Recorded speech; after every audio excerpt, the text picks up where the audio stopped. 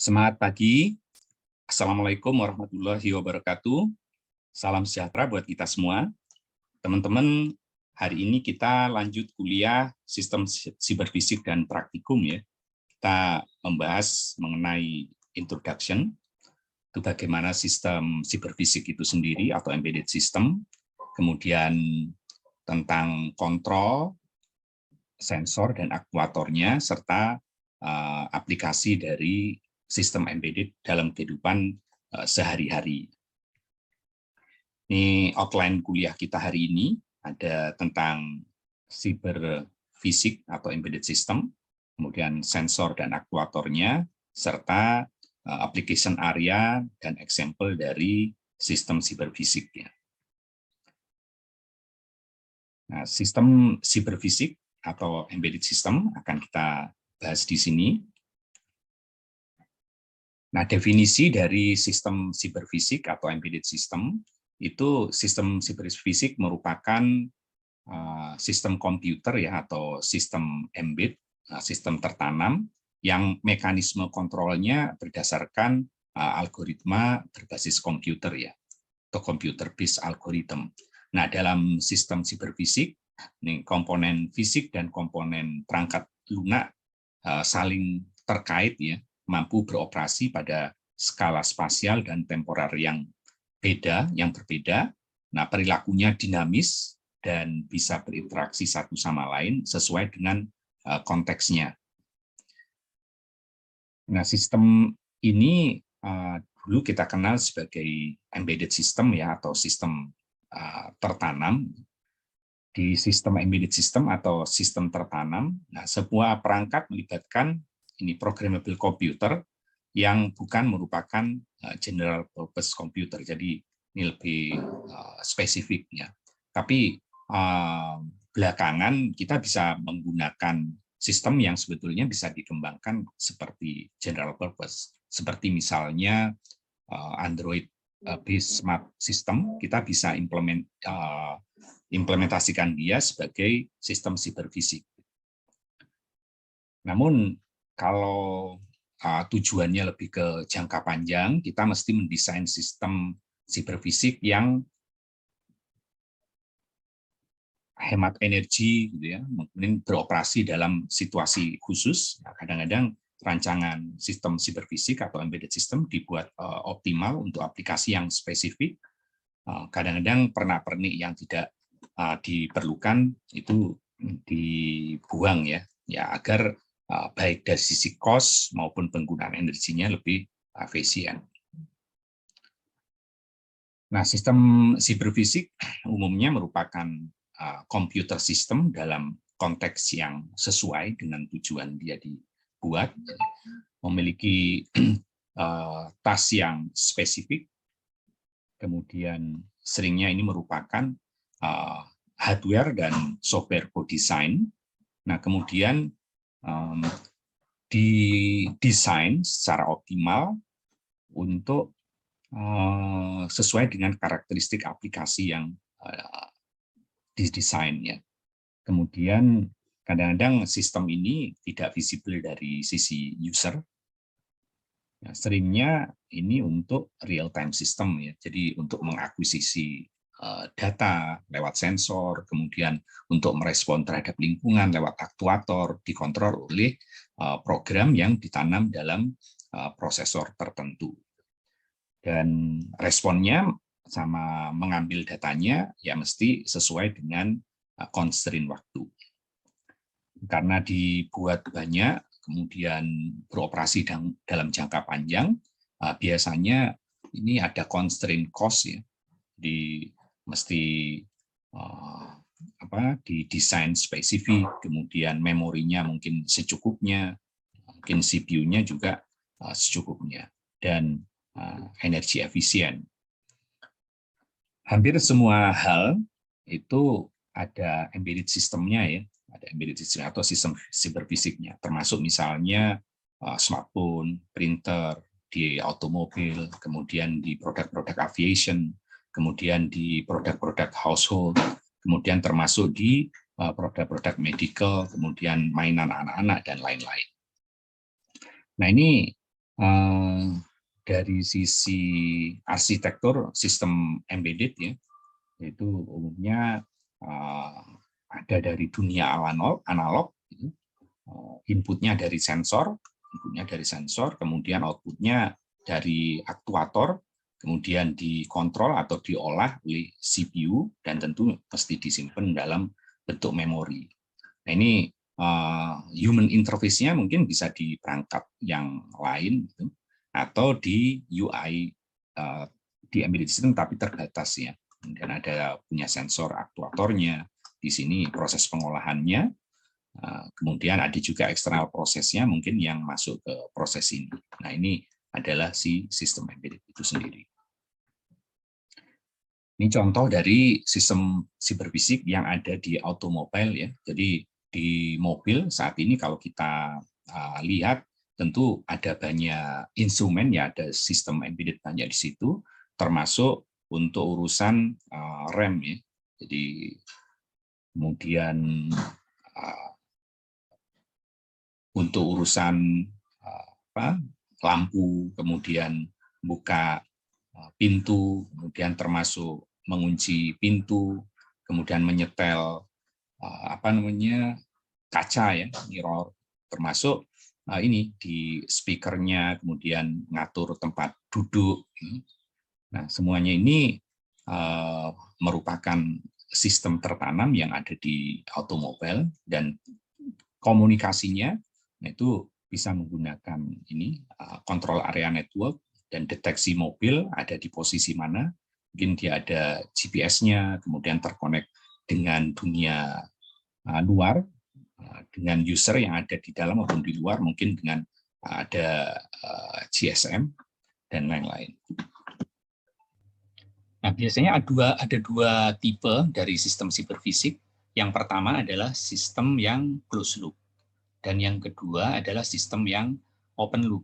Nah, sistem yang closed loop itu sebetulnya apa yang dilakukan oleh aktuator terhadap environment itu akan dikontrol lagi masuk ke bagian untuk mengontrol hardware maupun software. Nah, di sini kalau teman-teman lihat, biasanya aktuator ini kan macam-macam ya. Kadang-kadang yang di environment-nya itu dayanya bisa sangat besar atau bisa sangat kecil. Jadi mulai dari mungkin nano volt, nano ampere gitu ya, atau sampai yang mungkin sekian kilo ampere. Nah, biasanya penyesuaian antara controller baik di hardware maupun software itu kan di bawah 3 volt sekarang ya, atau bahkan ada yang 1,7. Nah, biasanya kita butuh namanya power interface. Sebaliknya juga demikian, dari environment, ini sensor, biasanya sensornya juga macam-macam ya, mulai dari sensor, mungkin sensor cahaya, kemudian sensor suhu, kelembapan, gerak, dan lain-lain, itu menghasilkan arus atau tegangan yang bervariasi, mulai dari yang sangat kecil sampai sangat besar. Nah, sementara input yang dibutuhkan oleh controller itu range-nya tertentu kan, baik arusnya berapa, tegangannya berapa. Nah, di sini kita ada sinyal controller. Nah, ini itu bentuknya macam-macam, tergantung dari sistemnya. Nah, kemudian karena kita biasanya juga perlu berkomunikasi dengan user, maka di sini ada user interface ya. Nah, di sini komunikasinya juga macam-macam, mulai dari yang lokal, kemudian sampai yang internet jarak jauh itu, maupun yang jarak dekat lokal. Nah, kemudian dari controller ke power interface dan aktuator ini bisa dalam lokal maupun lewat communication peripheral tertentu. Begitu juga dari sinyal kondisioner ke controller itu juga butuh communication atau peripheral. Nah, di sistem embedded ini sebetulnya dari sistem embedded 1 ya, jadi sistem siberfisik itu kita belum masuk ke peripheral untuk komunikasi internet. Tapi kalau teman-teman ngerjain tugas yang melibatkan internet nggak ada masalah. Tapi sebetulnya yang utama adalah sistem itu sendiri, gitu. Sistemnya ini sendiri. Jadi nggak harus lewat internet. Nah, sementara yang di sistem open loop biasanya apa yang masuk ke sistem ini itu tidak diambil sebagai aksi untuk mengontrol loopback ya. Jadi misalnya di sini untuk data akuisisi, jadi datanya otomatis nggak akan langsung di untuk ngeloop mempengaruhi data apa yang diambil ya. Pokoknya data yang masuk diambil saja. Masalah reaksinya itu mungkin hanya untuk analisis, kemudian ke sistem yang lain. Nah, teman-teman kalau diskusi mengenai digital analog, sekarang kan kita mau digital ya, tapi tentu namanya environment system cyber itu yang digitalnya itu di area ini biasanya. Nah, gitu. Di dalam sini lah ya, di dalam controller ini, kemudian ke user interface. Tapi bagaimana kita mempengaruhi environment dan data-data itu diambil dari environment, ini datanya analog kan, bisa mulai dari angka mungkin minus tertentu sampai plus tertentu, dan range-nya bisa unlimited gitu sebetulnya. Sementara kalau di dunia digital kita harus sampling supaya masuk dalam range komputer sini, mau jadi 8 bit bisa, 16 bit bisa, 32 bit, 64 bit dan seterusnya.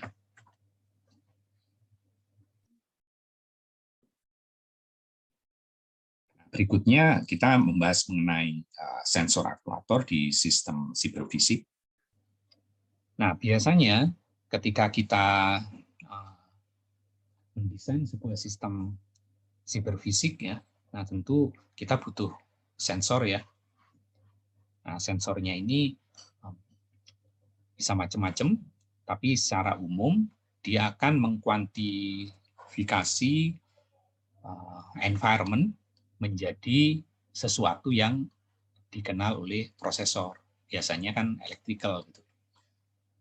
Nah, contohnya dari cahaya menjadi listrik gitu ya. Nah, kalau teman-teman mendesain, meskipun sama-sama ini light sensor, tapi mesti disesuaikan dengan kebutuhan desainnya.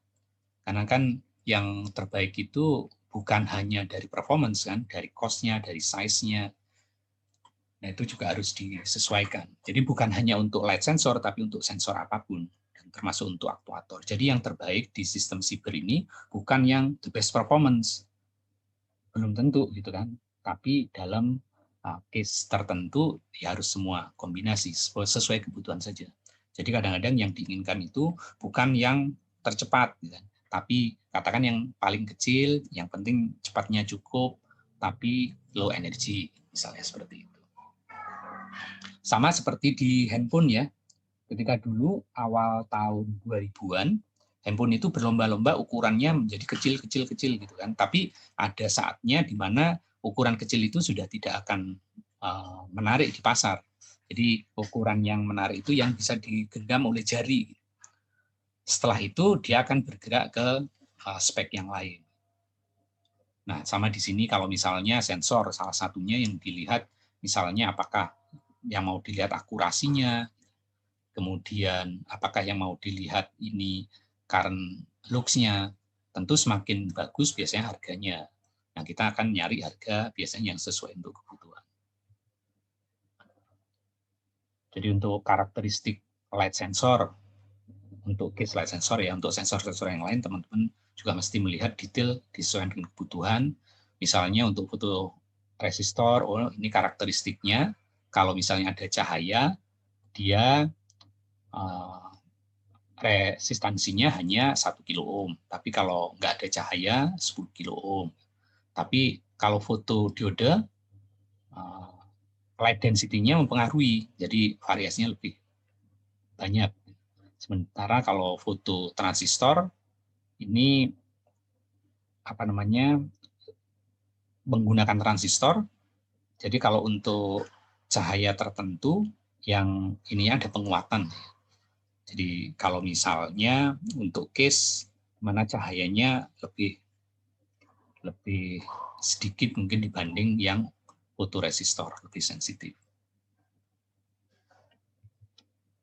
Nah, di sisi lain, karena ini kita berinteraksi dengan environment, tentu apa yang didapat dari environment harus diberikan ke environment juga.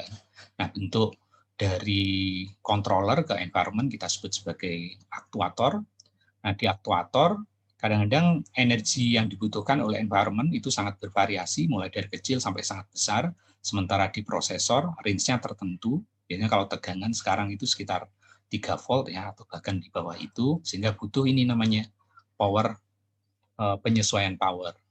Biasanya lebih ke aspek amplification atau modulation. Nah, tipe-tipe aktuator ada yang hidrolik, ya air ya, kemudian pneumatik itu udara, ada yang mekanik, ada yang electrical. Nah, teman-teman kalau bikin sistem siberfisik gitu, kadang-kadang kan butuh tuh yang untuk buka pintu gitu, buka kunci atau menggerakkan sesuatu. Biasanya secara umum aktuator itu ada yang sifatnya linier ya bergerak kayak ke kanan ke kiri atau yang muter tapi diubah ke linier juga bisa. Nah, biasanya yang linier itu solenoid, yang rotary motor. Nah, ini solenoid juga ada yang hidrolik, ada pneumatik. Di sini ada hidrolik, ada pneumatik. Dan ini application areas dan example. Nah, kalau teman-teman naik mobil atau naik motor gitu ya. Nah, kalau diperhatikan, nah di situ banyak sistem yang merupakan dari sistem siberfisik atau sistem embedded. Mulai dari pengeremannya, anti-locking brake system, kemudian untuk stability control, mungkin ada airbag, kemudian sistem gearbox-nya, atau bahkan ada kunci yang bisa ini berbasis smart key. Kemudian kalau kita naik mobil, kadang-kadang sebelah kiri kanan kita itu ada daerah yang disebut sebagai blind area ya. Jadi kalau ada motor nyalip di sini, biasanya pas sebelum spion tuh. Nah, kita nggak bisa ngelihat nih kalau supirnya biasanya di daerah sini ya, itu nggak bisa ngelihat nih, atau di daerah sini. Nah, itu ada blind agile alert system. Nah, kemudian di avionik juga banyak gitu, mulai dari flight control system, anti collision system, pilot information system, kemudian ada power supply system, clap control, entertainment system, dan lain-lain.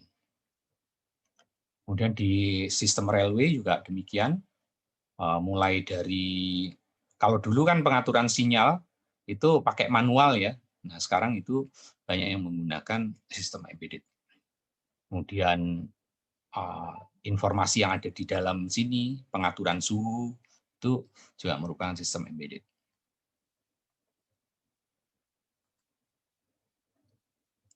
Kemudian yang jadi pertanyaan, mobile phone ya. Kalau dulu definitely mobile phone adalah embedded system.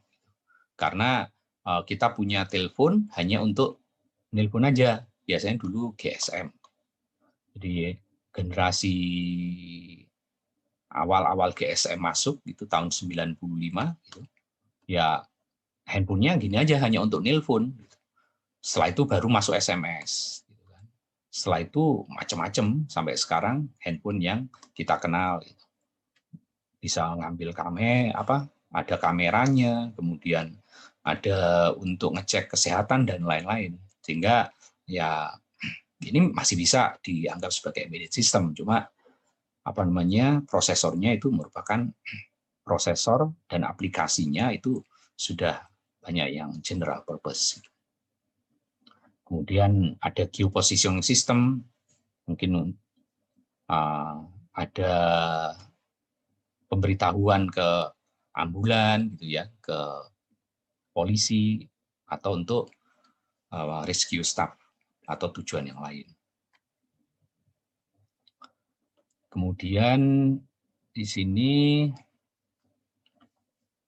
di medical system ini juga lagi banyak nih teman-teman yang ada di biomedik gitu kan. Itu juga lagi berkembang pesat karena embedded system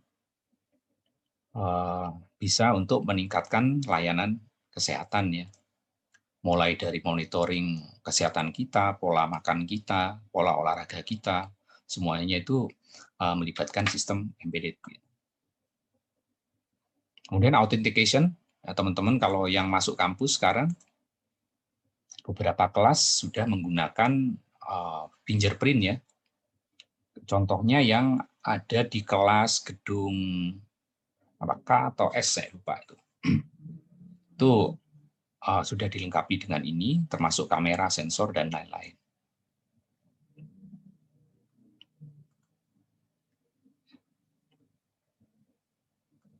Nah, kemudian di consumer elektronik, teman-teman kalau ngelihat TV itu kan ada remote-nya tuh. Kemudian ngidupin microwave, ngidupin AC, kemudian ngidupin mesin cuci ya. Nah, semuanya part-part itu dilengkapi dengan embedded system. Bahkan kalau teman-teman makan seperti yang di mana tuh? Yang makan ikan ya, lupa namanya tuh. Nah, itu proses pemesanannya, kemudian kita order, cara manggil yang memberikan servis ke kita itu menggunakan embedded system. Bahkan ada beberapa bar di Rusia itu kalau lagi musim sepak bola gitu, minuman bir udah dilayani menggunakan embedded system karena dia bisa mendeteksi gelas-gelas mana yang lagi kosong yang perlu diisi. Kemudian di industrial automation juga sistem embedded sudah lama ada di situ. Mulai dari pengepakan botol minuman ya, kemudian pembungkusan produk akhir itu melibatkan bahkan penyortiran untuk di logistik itu menggunakan embedded system. Bahkan di industri kehutanan untuk nebang pohon tertentu, jadi mobilnya ini memang banyak kan masih manual ya, tapi ada juga yang ini bahkan sudah full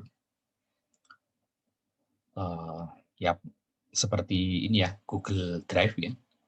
Nah, kalaupun ini manual, nah biasanya di sensor untuk nebang ini itu dilengkapi dengan embedded system. Jadi dia hanya mau nebang pohon yang diameternya itu lebih besar dari angka tertentu. Nah, kemudian di gedung-gedung ini juga sudah mulai banyak yang menerapkan smart building ya, mulai dari pengaturan cahaya, pengaturan suhu di dalam ruangan tersebut, itu dikontrol oleh embedded system. Jadi melibatkan prosesor, kemudian sensor, dan aktuator. Di logistik juga demikian. Jadi paket-paket ada yang dilengkapi oleh RFID ya, paket-paket tertentu. Jadi kalau untuk produk-produk yang harganya cukup lumayan, tapi kalaupun enggak, itu pakai ini tagging ya, pakai tagging tertentu. Nah itu biasanya ketika disortir di mana yang ke area mana itu disortir dengan bantuan embedded system. Jadi nggak fully manual, bahkan seperti apa JNE atau ini itu udah full otomatis ya.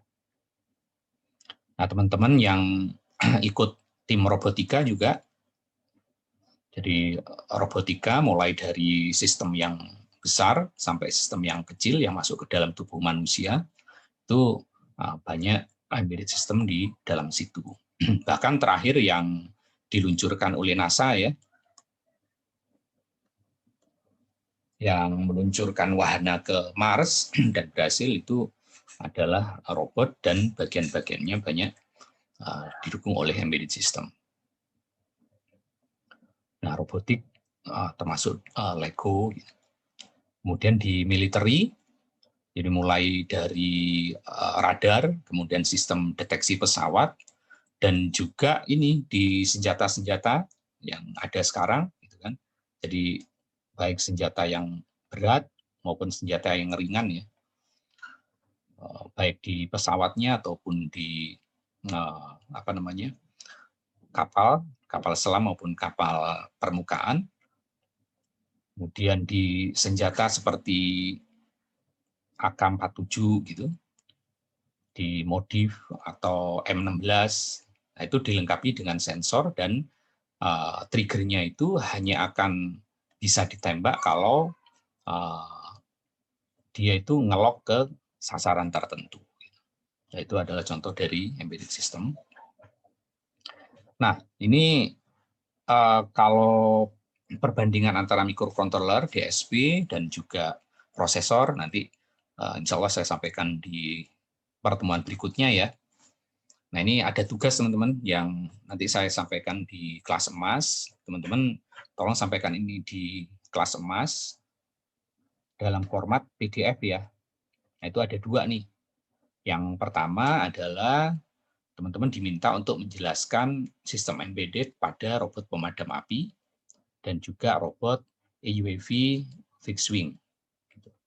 Dan juga tolong dijelaskan bahwa smartphone itu sebetulnya masuk ke embedded system atau bukan. Yang penting penjelasannya aja. Nah, sampai di sini ada pertanyaan. Nah, ini bahan-bahan saya ambil dari Design of Software for Embedded System, kemudian kuliah dari Sistem Embedded System, dan juga dari microprocessor, microcontroller, and digital signal processor, serta embedded system architecture.